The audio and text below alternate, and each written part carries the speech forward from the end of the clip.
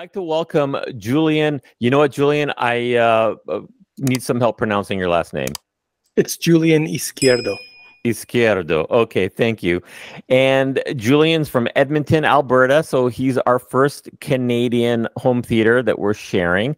Thank you so much for being with us, Julian. Yeah, it's a pleasure. I've been looking forward to it. All right. So we are going to start, and we're going, I think, down into a basement here. Yeah, correct. So up in Canada here with those cold winters, a lot of houses have basements. And so this is down in the basement and gives me an opportunity to, put a dedicated home theater space down there. And the Star Wars poster is just the beginning of what we're going to see. And walking in. Yeah, so I got a couple, kind of a double door there and then walk in. And, very nice. And you got a gaming station over here on the left, which I think is a nice addition to your theater room. Yeah, the basement had that little nook area that, at one point I was thinking about doing like a snack area, concession type, really making the whole room look like a mini kind of theater. But for now, I've set up a nice little 4K Samsung TV there and a 2-channel system with a Wii amp. And allows my son to play his PlayStation, his Nintendo Switch, and just kind of have a little separate space for him to enjoy his gaming. That's a cool thing, because then it's also, if he's down there making a lot of noise away from the family, and he's got the speakers there, like you said, so he can really get into it without bothering the rest of the family with the sound. And some more Star Wars memorabilia. Very cool stuff here. Yeah, you can see on the left there, or sorry, on the right when you come into the room, I got all my vintage Star Wars toys that I've been collecting over the years, and that's kind of the overall theme of the room. I got a couple of Coke products there and a little popcorn machine as well, and you can see some of the signed autographs, some helmets, and various toys there that I've collected over the years, and it's kind of like highlighting them as you walk in, a little display area. And what I like here is you've just taken some cabinets and you've added some LED lights to it to really elevate the display.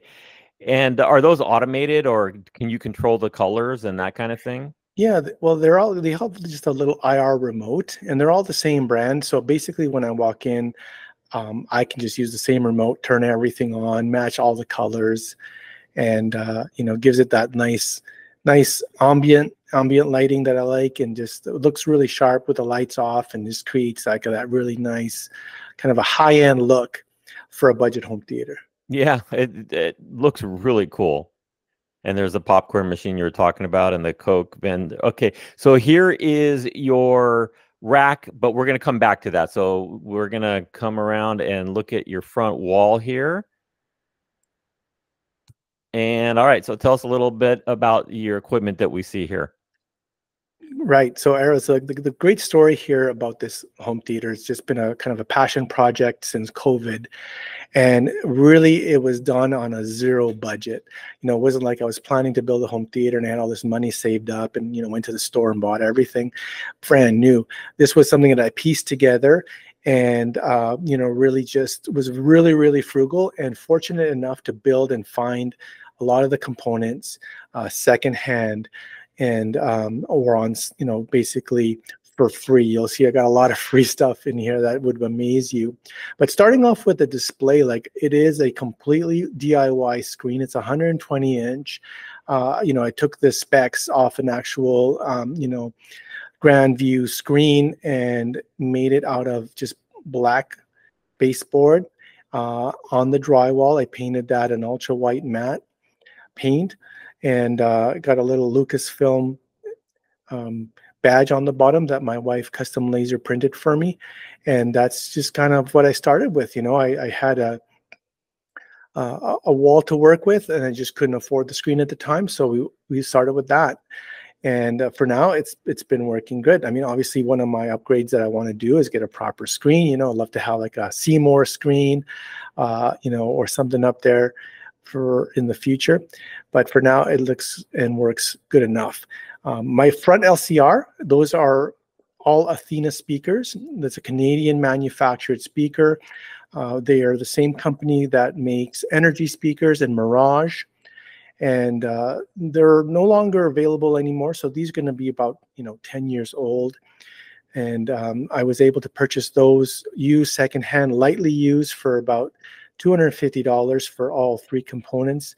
They're got 2 8-inch woofers, nice dome tweeter port at the bottom. I have them crossed over at 80 hertz, and they give you give me a nice full sound for Nice. for those.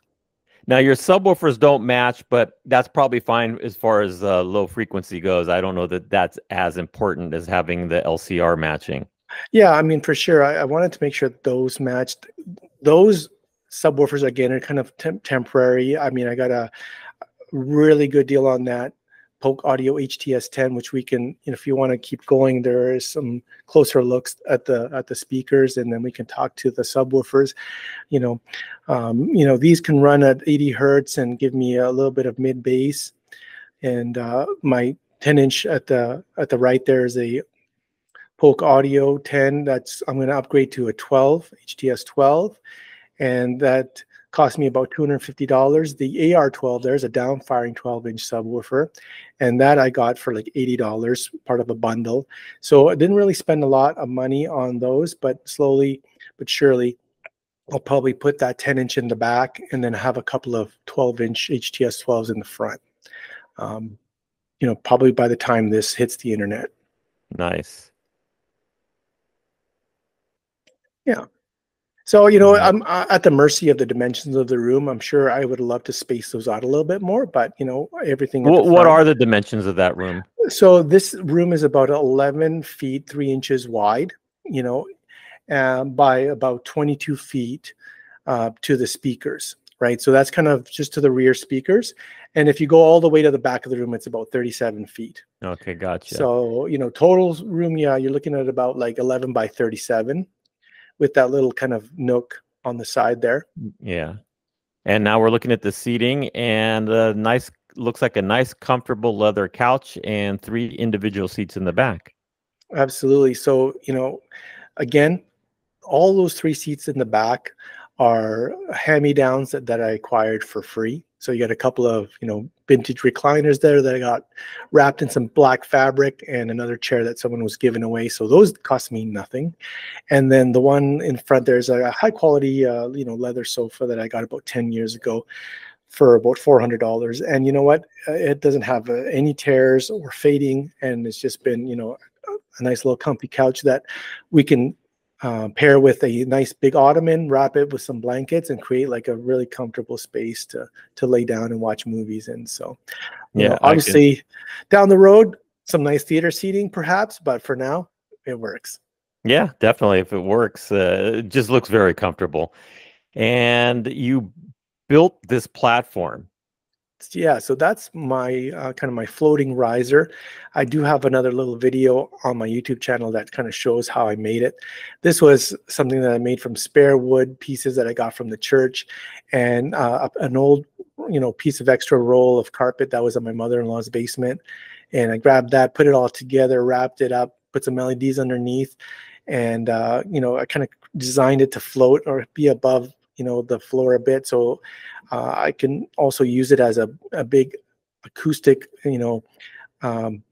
platform. It's all filled with the fiber insulation for absorption, and so it's kind of a giant absorption panel as well. And yeah, it just creates that little bit of an elevated tier for the second row, and it kind of goes with the room nice. Very cool. And now we're taking a look at your equipment rack. And let's see, we'll get up here to the top and you can explain what we're looking at. Yeah, for sure. So, this is one of the pieces that I actually bought brand new. Always wanted to have a proper rack in the room, and, similar to your last guest, Greg, this basement had some water damage in the spring. And so I did have a bit of a flood and had to rip everything out of the basement. We had to rip out the carpet. We had to cut the drywall at about 6 feet along the side, and then underneath the screen a little bit. So it just really gave me a great opportunity to run lots of fresh speaker wire, coax, and make the improvements that I wanted to do. And so this was one of them. I was able to cut this out into the furnace room, which is kind of adjacent to the theater, and create this closet. to spec. I picked out the rack and ordered it, and as you can see, it fits perfectly. I got a Ultralink power conditioner there for managing all the power. And I got my cable box there underneath for just cable television. I got an Amazon Fire TV next to that for my streaming. At this point, it's just 1080p system, so I'll probably upgrade that to a Cube or Apple 4K at one point. This is a Pioneer Elite receiver. It's a VSX LX 101. It's a 7-channel, but it does do Atmos at the bare minimum. For it does some 4K upscaling, but it's not a true 4K receiver. And this is something that I got for nothing. I used to have a Marantz. It was a SR 5009. That was kind of my baby that I had for about 10 years. And after the flood, everything had to come out, and I thought, well, I'm going to try to maybe do some upgrades. And I put stuff on Kijiji, kind of like a Craigslist, and try to unload some of the things. And that's one of the things that did go. And part of my hobby is also running a little side business where I do installations and help people with their televisions and home theaters here in the local area. So one of my customers was upgrading to a Yamaha receiver and was willing to give this away to me. And so this is kind of a placeholder right now. As I lost my Marantz, my plans were to upgrade to a Denon AVRX 3800H. So that's something that's probably going to happen here, hopefully before the end of the year.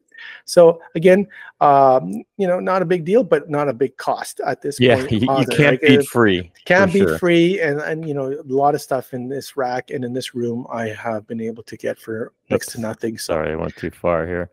Yeah, no worries. Missed the Blu-ray player. There we go. So a little Sony Blu-ray player again. Got it at a garage sale for $20, brand new in the box.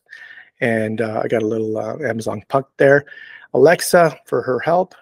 And then on the bottom shelf, I got my favorite Blu-rays, some demo material. Once I'm able to upgrade to a 4K projector and have all the components that I need, love to get some Ultra 4Ks.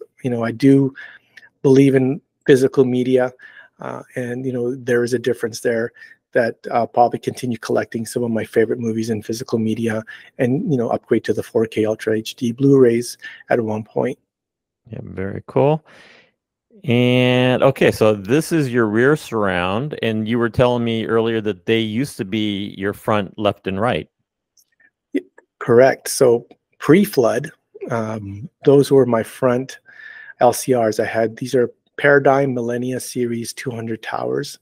They're very sleek, kind of high gloss, black piano finish, glass bases, kind of a entry-level audiophile speaker that I was able to acquire also during service to a customer many years ago. And I got those all three, left, center, and right, for about $400 Canadian back in the day. Brand new, these speakers were about $2,000. So they're a nice sleek unit. They're a perfect height for rear channels, because the the tweeters and everything are at about ear level when you're sitting down in the back. I used to have a couple of bookshelves on some stands, but I didn't want to get rid of these. I still like them a lot, and they're very efficient. They run at about 91 dB, and if paired with subwoofers at the front, they did sound great. I thought let's try the Athenas for a while, and they seem to be sounding real nice. So I put these in the back. I paired it with a little old Sony sub there I got for nothing as well, and just gives me a little bit more of a rounded out sound in the back. But yeah, that's kind of what I got for both rear channels. And here are the side surrounds. So these are ones that I was able to cut into the side walls. I ran some speaker wire and designed them to go right in the sides. These are Definitive Technology dipole speakers, and they got kind of two different the drivers there are kind of in two different directions, and they got I have one going to the front and one going to the back seating areas. So it gives me a nice little dispersion, nice little immersion on the sides. Okay, very cool. They do have white grills, but I do like the black finish, and I like to see my speakers. I as someone who builds speakers, I completely agree with you. So I'll pan around. You'll see now everything's got the grills on there. So when you turn off the lights, it just looks a little better there. So yeah, you can see there I got a couple of my Atmos speakers. So I'm Atmos ready. I got a couple of 6.5 definitive technology in-ceiling speakers. So once I upgrade, I can go to a 9-channel system, and I'm thinking like 7.3.2 configuration. That will sound really good in that room too. Okay, so we're looking at the back of your projector. What kind of projector do you have? So this is my Epson. I've had this also a long time. It's an Epson 8340 home cinema 1080p projector. You know, part of this whole journey has been acquiring things through service to customers, bargaining and finding some really good deals out there on used equipment. This was one of them. Customers upgrading to a brand new Epson projector. He didn't want to buy another bulb for this guy. And I was able to do the installation for him and take his old projector as part of the payment. And I think I added like $100 to the deal. And then I bought a brand new bulb for $250. And so all in, I paid $350 for that projector. And it's been servicing me great for about 5 years now. I mean, you're a great example for people just how to do a home theater on a dime, basically. Absolutely. That's so now that's the lights are off. Yeah, see, it looks nice. And so there's a little bit of reflection on the walls, but it would be a lot worse if those walls were white. Yeah, I mean, absolutely. The paint was actually a eggshell. I didn't want complete matte just because there's pros and cons to having matte paint. It's all the fingerprints you can see and things like that. So, these LEDs are kind of maxed out at the time. So when we watch a movie, I'll go with the lowest setting of red, just for safety, and you can see the riser, but you're not going to get affected by the light. So looks great, nice and bright, but in all reality, when watching a movie, it's going to be very low. Yeah. Okay. Right. And then those walls will be one of my next projects to tackle with some probably some acoustic paneling. I'll probably wrap some rock wool in some black fabric and hang those in that space, in those first reflection points from the front channels to the sides, and that'll help maybe absorb some of that reflected light as well. Okay, so we got some gaming, and this is just a perspective to see the room from this corner here.